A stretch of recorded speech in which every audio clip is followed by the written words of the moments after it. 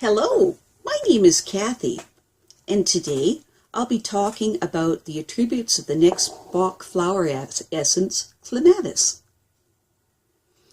But before I do this, I wanted to let you know that because I have a great many videos now on many different topics, that I've decided to make several different video playlists so that it's easier to find the videos of greatest interest. So please check out my playlist page. When trying to determine which Bach Flower Essence to use, it is necessary to understand the characteristics and symptoms of the essence from a psychological position. This is because the Bach Flower Essences work on the subtle bodies of the human subtle anatomy field. For healing to take place, you need to look at the situation from this different level. So, what are the characteristics of Clematis? Clematis is the Bach Flower Essence that is used to help people who are susceptible to excessive fantasies and daydreams, and who lose their grip on reality. The Bach Flower Essence of Clematis is used as the basic treatment for people that have a disjointed relationship to reality. These people have trouble with a constant need to daydream and exhibit a fantasy-like type of uncritical optimism. There is a sense of living in a dream world with illusions and fantasies and a deteriorating consciousness. On a physical level, there is a tendency to fainting or having bouts of unconsciousness, or, in extreme cases, there is a wish to die. The Bach Flower Essence of Clematis is used to treat all pathological conditions related to absent-mindedness or unconsciousness. In mundane everyday life, it is used to treat people that have issues with inattentiveness, sleepiness, and a susceptibility to fainting. Clematis syndrome is characterized by a visionary imagination, a strong need for happiness, and a general sense of optimism. When harmoniously expressed, the Clematis type has a rich inner life. These people take emotions and intuitions just as seriously as reason and logic. They have an intuitive understanding of how to shape a happy reality from their inspirations, dreams, and longings, and can give these concepts a realistic form. They are able to do this via a clear-headed mental manner. These people are perceptive, and they possess a visionary talent that often enables them to become artists, scientists, or philosophers. They have a wonderful capacity to predict future developments and to recognize connections between events that help in the development of futuristic ideas. The Clematis type tends to be introverted and often seems a stranger to the world, or they tend towards being a dreamer. Because of this, Clematis types often gets along well in life, and it frequently seems that they have a sixth sense for solving problems.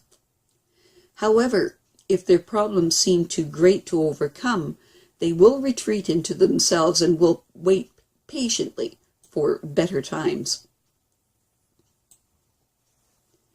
When the Clematis type is negatively oriented, which is to say, in the case of sobering life conditions or mental and emotional strain, their intuitive, optimistic, emotional outlook can become fantasy-filled daydreaming and a flight from reality.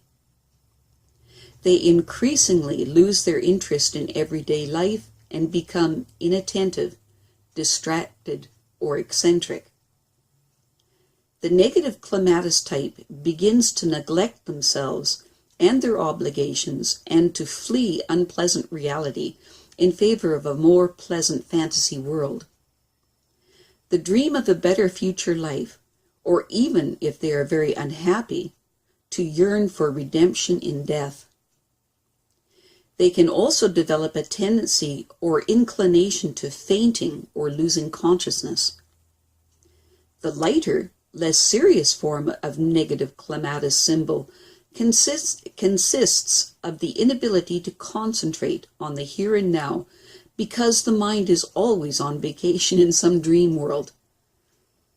While the clematis type constantly has wonderful and interesting ideas, projects, or fantasies in mind, they are also unable to deal with practical matters and need attention. In very severe cases, the syndrome is the culprit in children who make a cocoon out of their imagination and cannot develop a connection with real life. You find this negative clematis syndrome in romantic dreamers who think constantly of finding their great love, or in anyone who lives in a fantasy world. You can also find in this category the compulsive gambler who is always waiting for the next big jackpot, the religious zealot who is a stranger to life and lives in the hereafter, as well as the drug or alcohol addict who tries to substitute pleasant hallucinations for a frustrating and unsatisfactory reality. These are all variations of the negative clematis syndrome. The Bach Flower Essence of Clematis is used to develop a healthy relationship to reality.